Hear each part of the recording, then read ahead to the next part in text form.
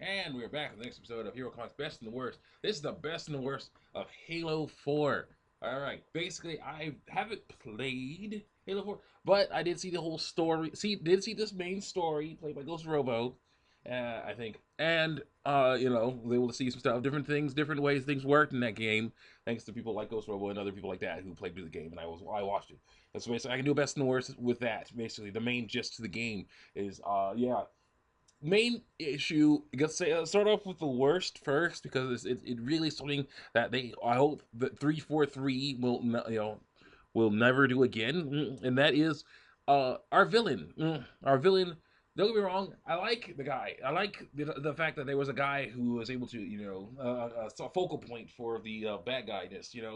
Unlike in the other games, there were characters that were higher levels than other characters. There was the prophet of truth, and there was the elite with the elites with the super murder death sword.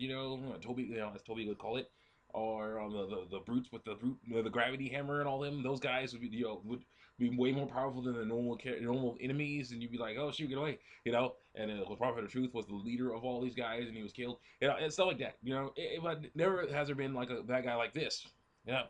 But I'm glad that there was one because he is a very awesome, intimidating bad guy. And the problem was he had too much power.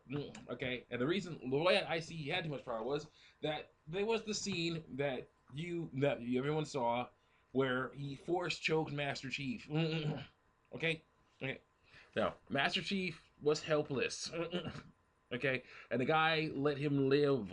Okay, I think that the Didact would be smart enough to realize, like, you're strong enough to be able to make it through all those monsters and the aliens and things to get to me. If I let you live, there's a chance you could try make it through all my monsters and aliens and things and try to kill me again. So I guess I won't. Easily, no big deal. I'm sorry. There's no excuse for the Didact ever wanting to let Master Chief live. So it was really stupid on his part to let him live. Really stupid on the thing to make it so that he had so much power there was nothing he could do. Master Chief could do. I'm sorry. Yeah.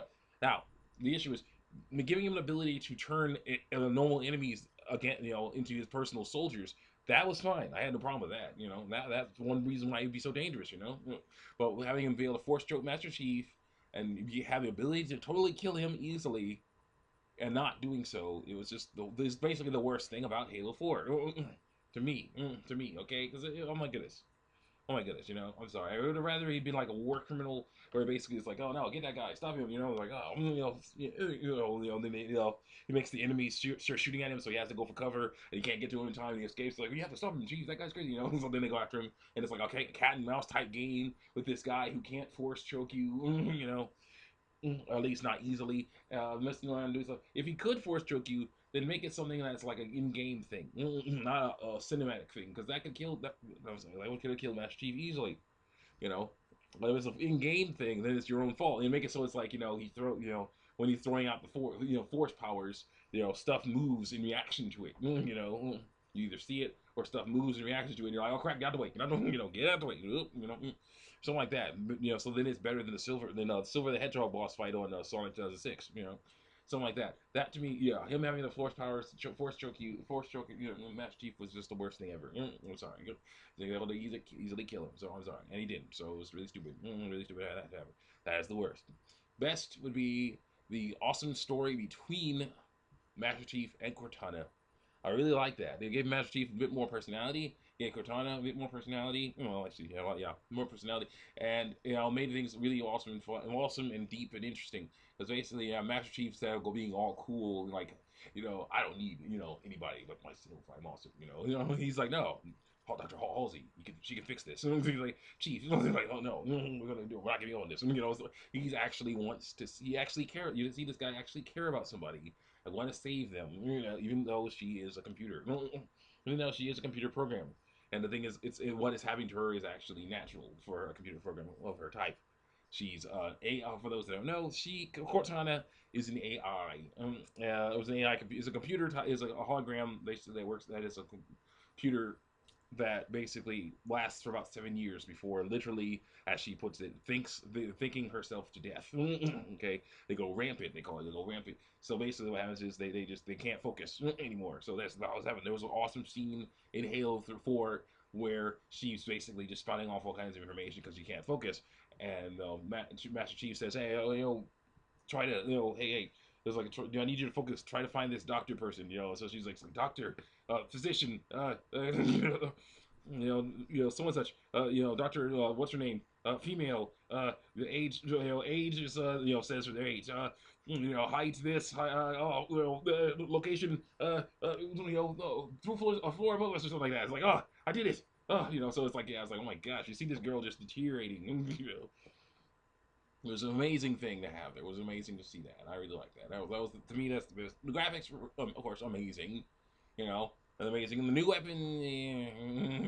weapons seemed okay. I'm not a big fan of most of them because they're just like, yeah, lasers. Buck Rogers lasers, as someone on from Bungie would say.